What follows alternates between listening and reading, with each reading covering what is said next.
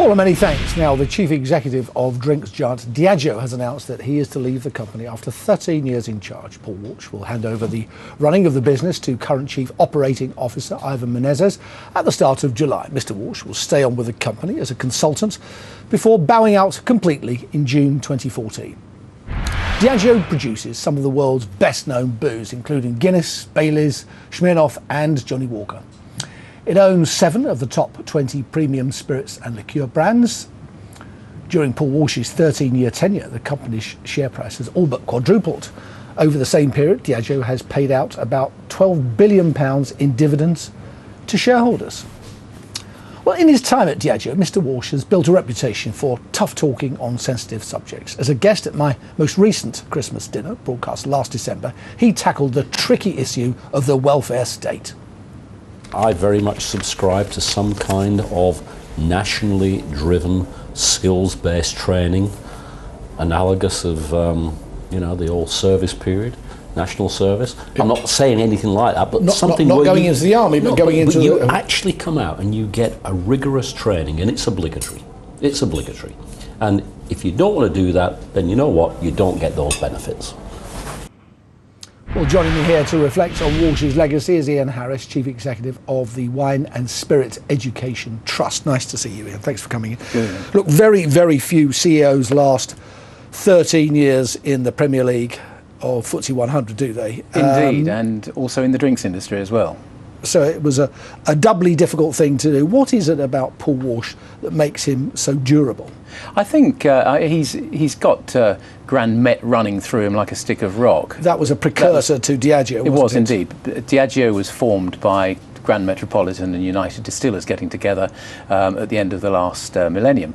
And Paul was in Grand Met in a very senior positions, and then obviously became chief exec 12 years ago now, and he is very durable. I've met him several times, had the pleasure to sit next to him at a couple of dinners because we actually share the same month of birth. But I think that point that you just had in the article just before about his views about the welfare state, he seems to be a very strong leader with very strong views, and he's brought with him to the new Diageo the same mentality of new product development which was prevalent in Grand Met when he was there. I'm interested you say that, because that bit baffles me, to be honest, because Diageo sells very old-fashioned products. It sells beer, it sells spirits. Mm-hmm. I mean, there's precious little change in the fundamental output.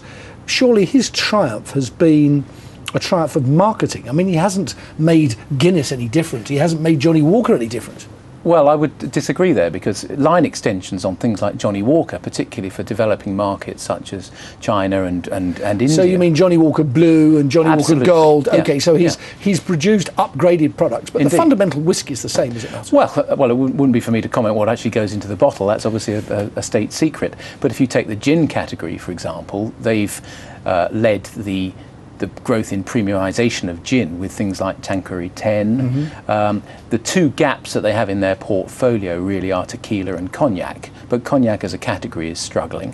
So I think as a company, Diageo have done a fantastic job with premiumising their existing products. And remember, it's a very, very old industry that's been around for centuries. Diageo as a company are at the forefront of that as the biggest. And to be honest, they're probably the best at new product development and at line extensions.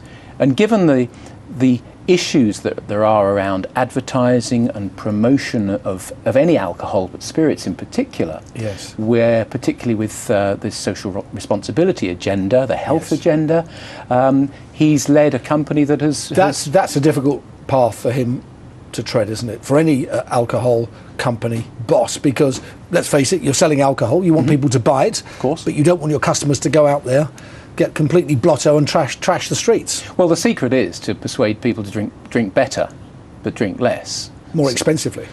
Of course. Of course, and so now, that helps the bottom line. Talking about trading up, certainly the share price has traded up. Let's have a look at that in the screen. Look at this. So, what's that? 10 years ago, 655, 2003.